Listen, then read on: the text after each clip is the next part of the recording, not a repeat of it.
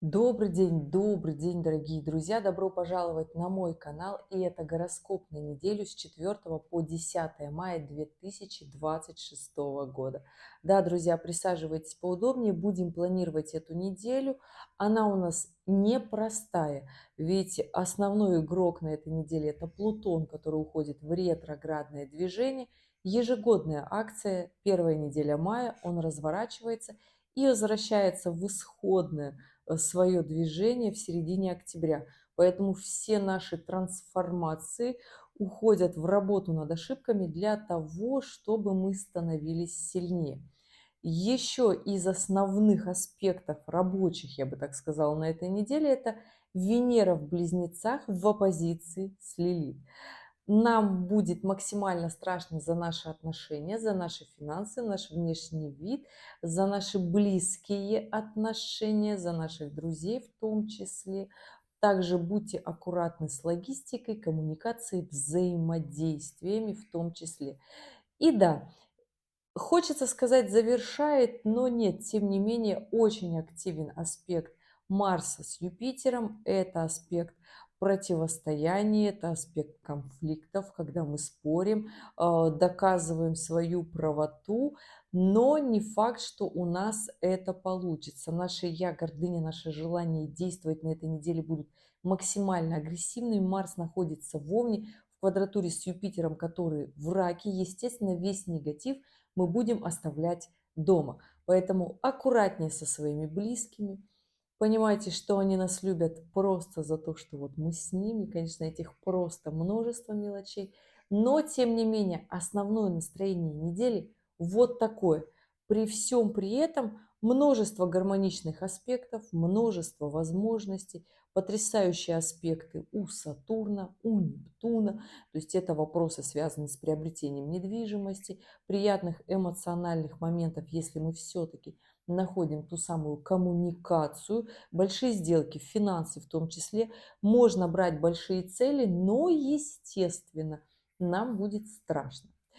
Поехали по каждому дню. И понедельник, 4 мая, Луна у нас находится в знаке Стрельца в соединении с Лилит, которая в оппозиции с Венерой. Вот на этом настроении мы и начинаем эту неделю, когда мы спохватились за финансы, за отношения, если мы упустили нотку взаимодействия, контакта, да, если мы в финансах тратим, тратим и тратим, то приходит предел в конечном итоге и становится страшновато. Здесь будьте аккуратны в том, что вы говорите, в том, что вы делаете, потому что точная квадратура Марса с Юпитером на этой неделе. Юпитер — это всегда, когда мы готовы спорить до судебных разбирательств.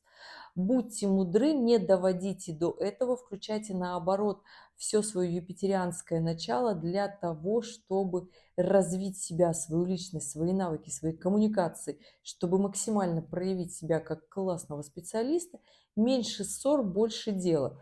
Понедельник — день непростой, и у нас, естественно, еще и Луна находится в большом, я бы так сказала, квадрате вместе с кармическими узлами и Венерой с Лилит. Поэтому здесь, конечно же, все наши действия по поводу наших отношений, наших контактов, связей, наше желание роста, наше состояние в развитии, в масштабировании, нам будет казаться, что все это вообще невозможно.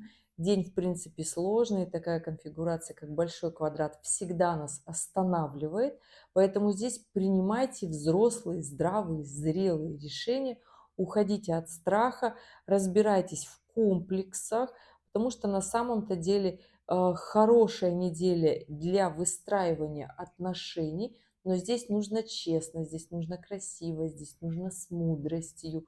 Не получится вот как-то агрессивно, механически все замять.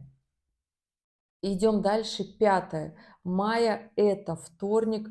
Луна по-прежнему в Стрельце, в гармоничном аспекте с Марсом. Хороший аспект для действий, хороший аспект для масштабирования, для учебы, для приобретения знаний в том числе. Понедельник тоже для этого хорош. Но опять же, нас будут одолевать страхи в понедельник, что мы не готовы, что мы недостойны, что мы еще не до конца чего-то там знаем, что нам нужно что-то там еще. В общем, будем придумывать себе в понедельник множество преград о невозможности, а во вторник все станет таки возможным. Луна в гармоничном аспекте с Марсом – это движение, активность, что у нас получится, что мы можем это сделать. И на самом-то деле хороший день для образований, для достижения каких-то своих больших масштабных целей, для переезда, планирования переезда в том числе, для спортивных занятий, упражнений, новых целей. Очень хороший день и понедельник, и вторник. В понедельник напугаться, во вторник начать делать. Среда, 6 мая. Луна перешла в знак Козерога, и я хочу сказать, что очень хорошо аспектирована Луна с Меркурием. Хороший день, чтобы договариваться. При всем при этом Луна в квадратуре с Сатурном, с Нептуном, когда эмоционально нас будет качать, но при всем при этом в очень гармоничных аспектах с кармическими узлами.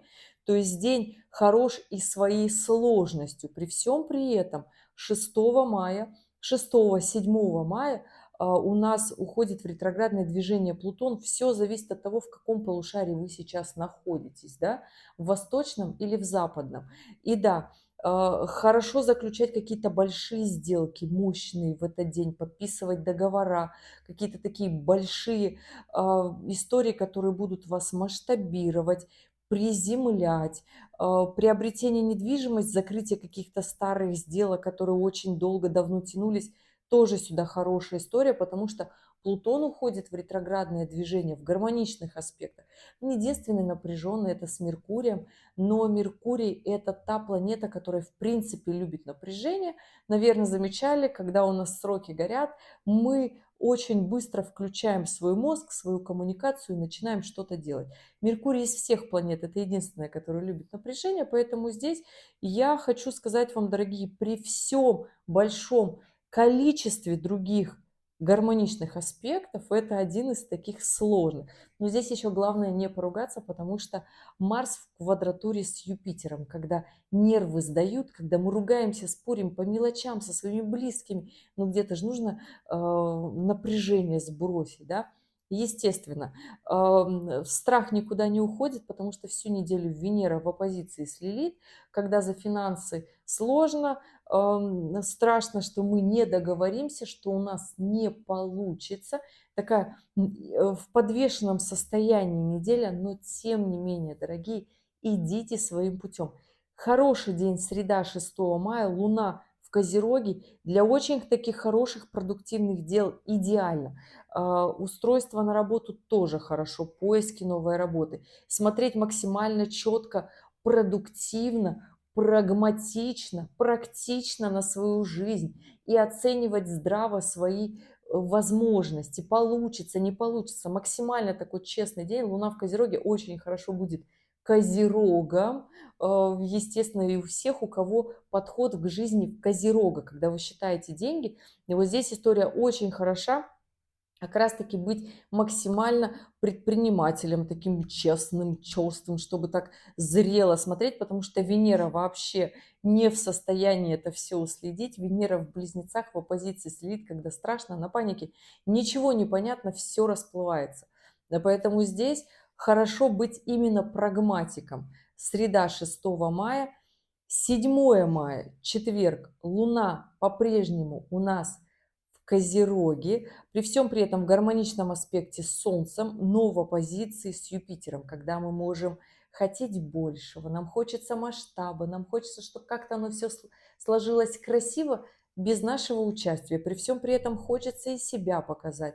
И да, Луна у нас во второй половине дня в квадратуре с Марсом, когда мы будем агрессивными. Поэтому 7 мая, первая половина дня гораздо интереснее, вторая половина дня уже такая становится агрессивная, потому что Марс максимально напряженный в квадратуре с Юпитером, в квадратуре с Луной.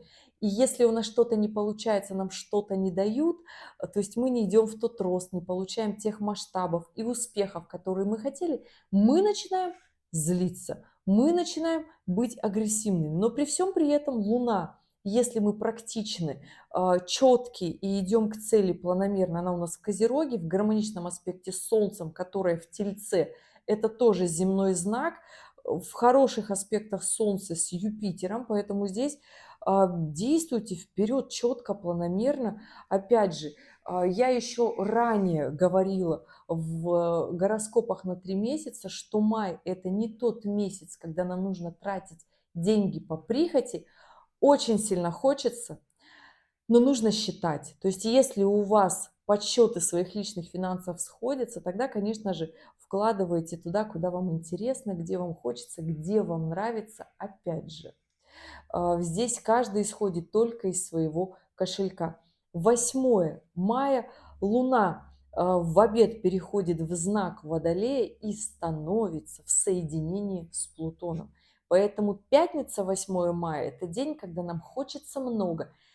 И здесь смотрите, Луна переходит в знак Водолея, когда нам хочется свободы, когда нам хочется ничего не решать, когда нам хочется легкости. При всем при этом Луна еще в гармоничном аспекте с Ураном, когда нам хочется как-то себя вот так мощно проявить, интересно, заняться какой-то новой деятельностью, изобретательностью. Хорошая история для блога, для каких-то больших мощных обучений, для начинания больших проектов. Очень хороший день для взятия какой-то такой большой мощной цели, потому что Луна еще и в гармоничном аспекте с Нептуном, с Сатурном. Хорошая история приобретать нечто новое, технику, автомобиль. Очень хорошая история. Двигаться в сторону недвижимости тоже, подписывать договор о недвижимости тоже прекрасная история. Но опять же в легкости она не дастся, потому что Луна хоть и в Водолее, такая легкая, поверхностная, но в соединении с Плутоном. Это нужно уметь выдерживать большие сделки, пропускать через себя большие суммы. Хорошо брать кредит, ипотеку в этот день, подписывать договора, оформлять заявки. Тоже очень хорошая такая история. 8 мая, пятница.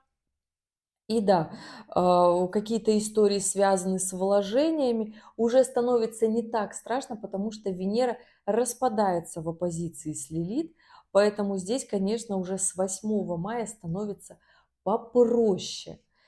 9 мая – это суббота, Луна в Водолее в расходящемся соединении с Плутоном, но при всем при этом Луна в квадратуре с Меркурием. Когда нам сложно договориться, когда мы не то что очень сильно скандалим, когда мы не можем понять человека, собеседника, кто-то говорит на очень сложном языке, а нам хочется легкости, нам не хочется ничего решать, при всем при этом распадается квадратура Марса с Юпитером, поэтому мы становимся менее конфликтными. И Юпитер на самом-то деле в очень гармоничном аспекте двигается дальше. Поэтому смотрите, суббота, 9 мая, хороший момент для того, чтобы думать о будущем, двигаться в сторону отношений, любви, каких-то красивых моментах, потому что у нас Луна в трине с Венерой. Это всегда очень хорошая бьюти-история, это всегда очень хорошая история менять внешний вид, облик, гулять, встречаться, свидания.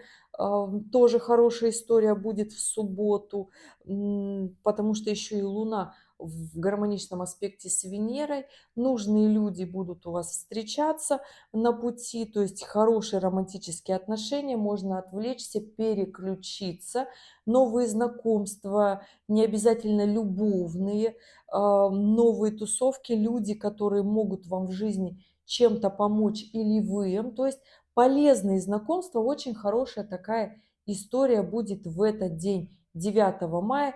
10 мая Луна в знаке Водолей, но при всем при этом еще гармоничный аспект с Венерой, но Луна уже во второй половине дня в квадратуре с Ураном, когда нам хочется как-то перезагрузиться, нам кажется, что мы устали, уже хочется включиться в нечто новое, движение, драйв, активность.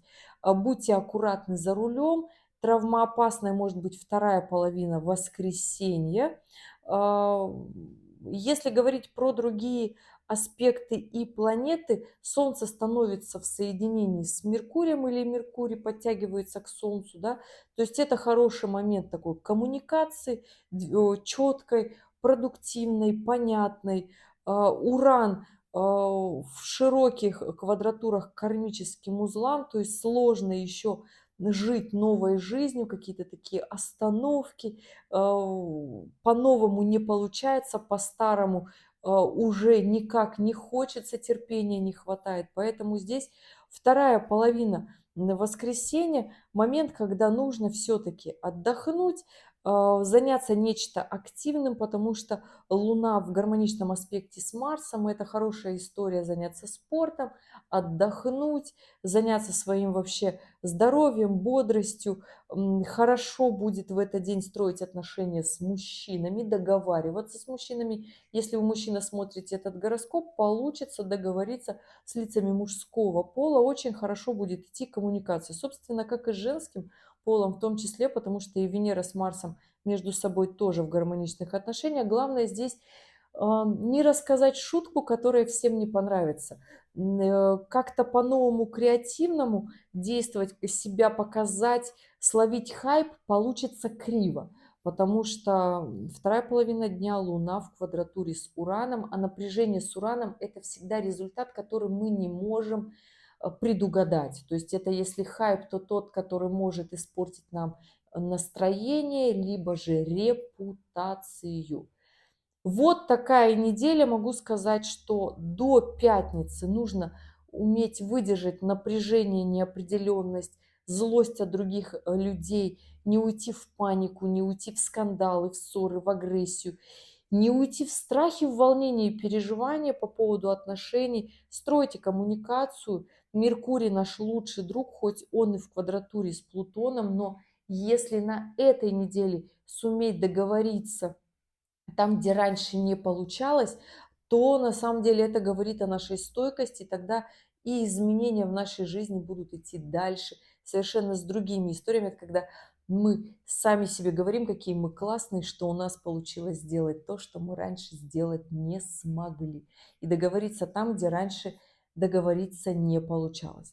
Вот такой гороскоп. Надеюсь, солнце не смутило вас. Дорогие гороскопы на май, вот здесь прикреплю плейлист, знаю, что ждете, там гороскопы на 3 месяца, но в них я разместила тайм-коды ваши любимые, включайте сразу на май для того, чтобы было понятно. Кто уже смотрел, вижу, по нескольку раз смотрите гороскопы, честно сказать, приятно. Не думала, что такие долгие видео захочется пересматривать. Желаю потрясающей недели, очень активная, продуктивная, если не уходить в негатив. Если же взять какую-то большую, мощную цель, то тогда подготовка к этому очень даже хорошая. Помните, вся наша активная и мощная жизнь начнет развиваться с 17 мая очень быстро, бурно и резко. А пока у нас такая немножечко 2 недели отдыха и спокойствия. Поэтому завершайте свои дела, которые не могли сделать ранее. Будьте спокойны, будьте терпеливы и понимайте, что эта вечеринка событий еще даже не началась, где нам стоит тратить свои нервные клетки. Поэтому не тратьте их понапрасну. Желаю потрясающей недели, дорогие. Если остались вопросы, оставляйте в комментариях и увидимся с вами в следующем ролике. Пока-пока.